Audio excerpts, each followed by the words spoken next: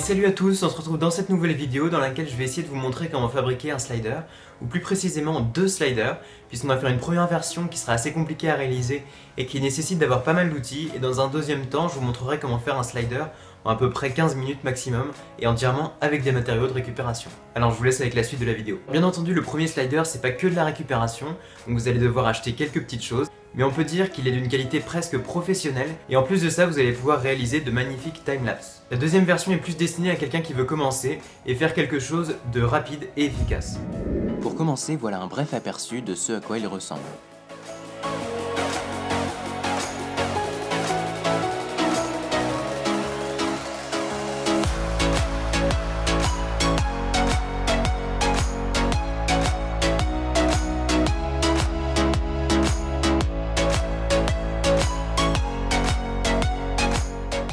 Et maintenant voilà ce qu'il est capable de faire comme film en vitesse normale.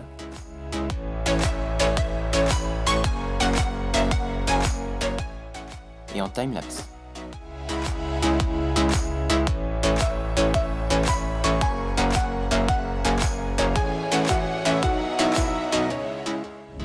On va commencer par la partie moteur que l'on peut faire à partir d'une petite et d'une grande visseuse. On va retirer le mandrin de la perceuse pour récupérer le moteur et le réducteur. Le réducteur se trouve en dessous de la coque en plastique marron. Et voilà comment les pièces étaient agencées. Ce deuxième réducteur vient de la petite perceuse et il va nous permettre de faire en sorte que le moteur tourne encore moins vite.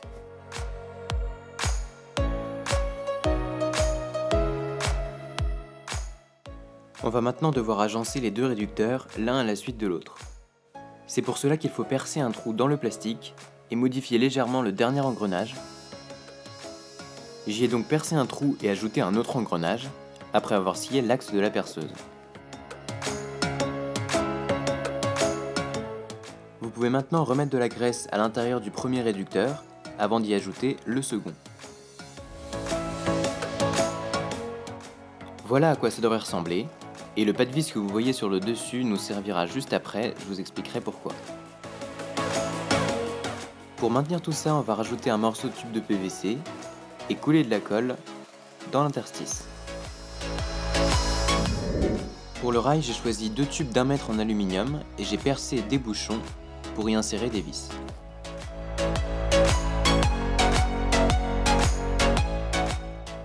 Pour la fabrication du chariot, il vous faudra des rondelles, des écrous freins, une vis de trépied, des vis, des écrous, des roulements à billes et enfin deux plaques qui seront percées de 5 trous. Le montage est on ne peut plus simple et il est le même pour les 4 vis.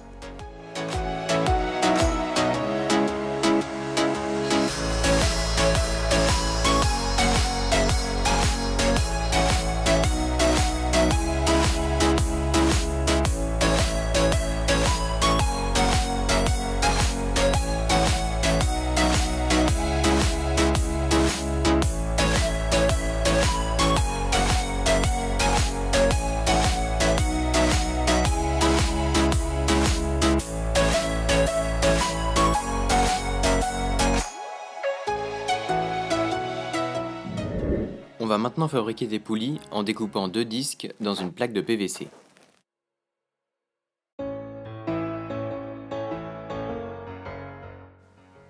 Il suffit de les monter sur une perceuse pour les poncer et enfin, à l'aide d'une mèche, faire l'intérieur de la poulie.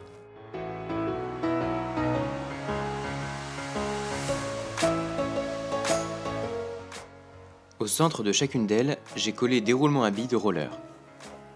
A l'aide d'une Dremel, on va maintenant découper ces deux formes dans des tubes rectangulaires en aluminium. Ces trous sont faits pour accueillir les poulies, mais vu que j'ai voulu réutiliser les vis de roller, il faudra quand même rajouter quelques rondelles.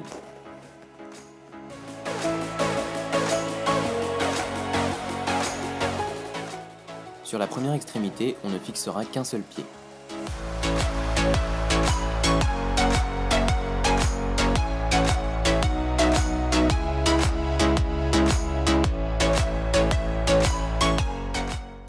En option, on peut rajouter deux micro-poulies que l'on trouve dans les magasins de bricolage, de part et d'autre de la poulie principale, pour permettre au fil d'être bien guidé dans celle-ci.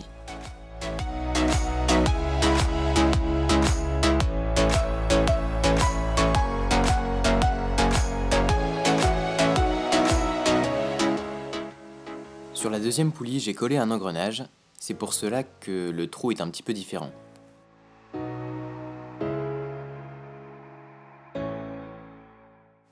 Maintenant, on va relier tout ça grâce aux 2 tubes que l'on vient de préparer.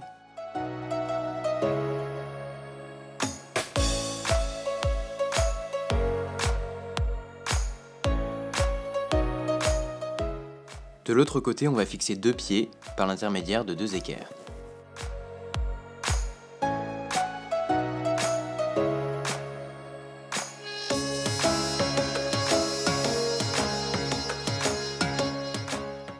J'ai choisi un câble de 3 mm d'épaisseur doublé d'une gaine en plastique.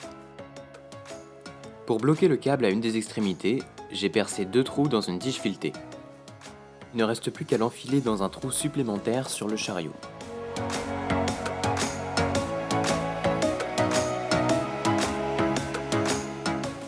Sur l'un des côtés, on met un écrou papillon, et de l'autre, on fait passer le câble.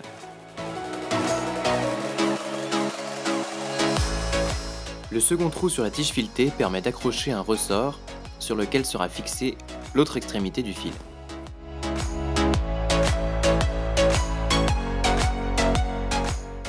On peut maintenant placer le chariot et ajuster l'écartement des 2 rails.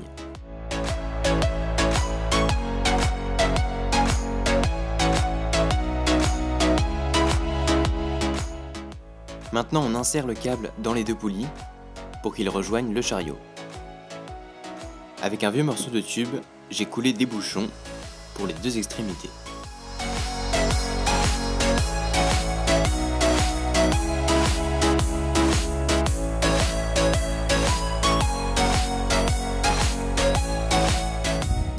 Pour des questions d'ajustement, j'ai ensuite dû couper le tube de PVC. J'ai aussi rajouté une vis pour que rien ne bouge. Le pas de vis de tout à l'heure nous permet de mettre un engrenage au bout du moteur.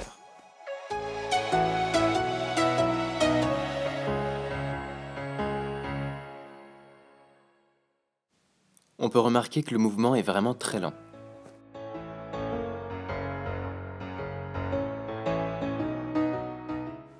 Pour la partie électrique, j'ai relié 2 boîtiers à piles à un petit circuit qui permet d'inverser la polarité, qui est lui-même relié directement au moteur.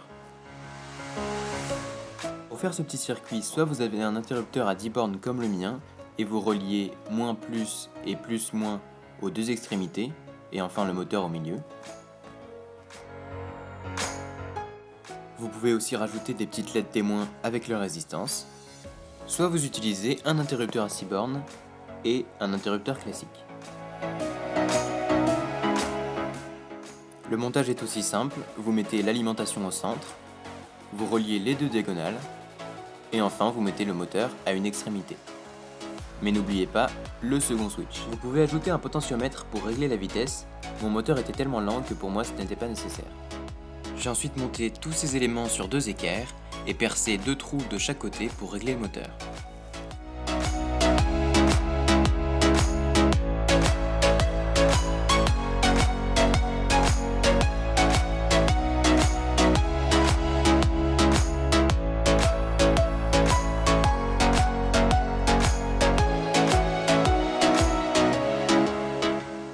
J'ai ensuite collé un pot en plastique pour l'étanchéité. Veillez simplement à ce que le bouton reste accessible. Et surtout laissez au moins un des côtés ouverts pour l'aération du moteur.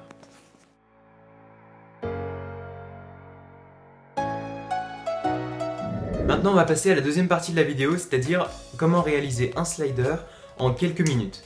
Alors pour cela il va vous falloir démonter une imprimante et récupérer le rail sur lequel les cartouches d'encre coulissent. La deuxième chose qu'il va vous falloir c'est de la démultiplication. Donc c'est une série d'engrenages que l'on peut retrouver dans beaucoup d'appareils électroniques.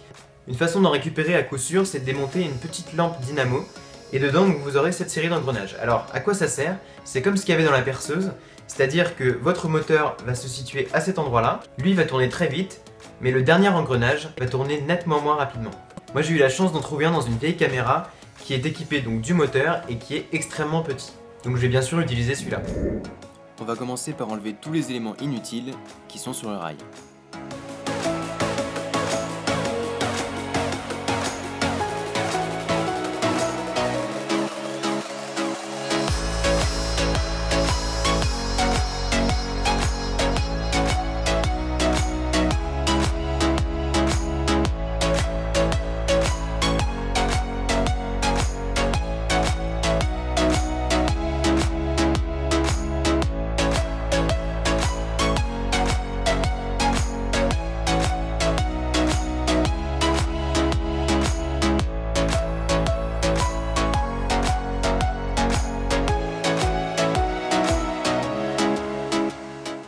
Il faut ensuite trouver une vis de trépied. On va boucher les trous avec du scotch pour couler de la colle dans le chariot, ce qui va permettre de maintenir la vis.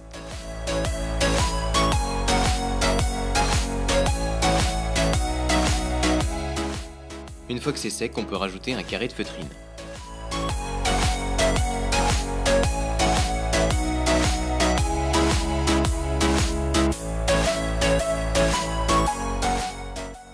L'ancien moteur est bien trop rapide, on va donc en mettre un nouveau.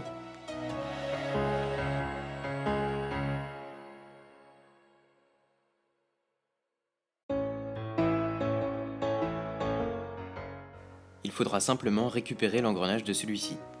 Sur la face arrière, j'ai simplement collé des pieds en bois, ainsi qu'un compartiment à piles, un bouton, et j'ai vissé le fameux moteur.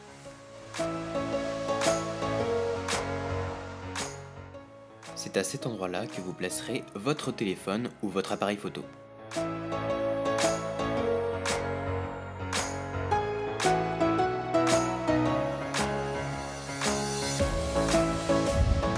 Et voilà, cette vidéo est déjà terminée, j'espère que ces deux sliders vous auront plu. En tous les cas, merci d'être toujours aussi nombreux à commenter, liker et partager. Et bien sûr, on se retrouve dans une prochaine vidéo.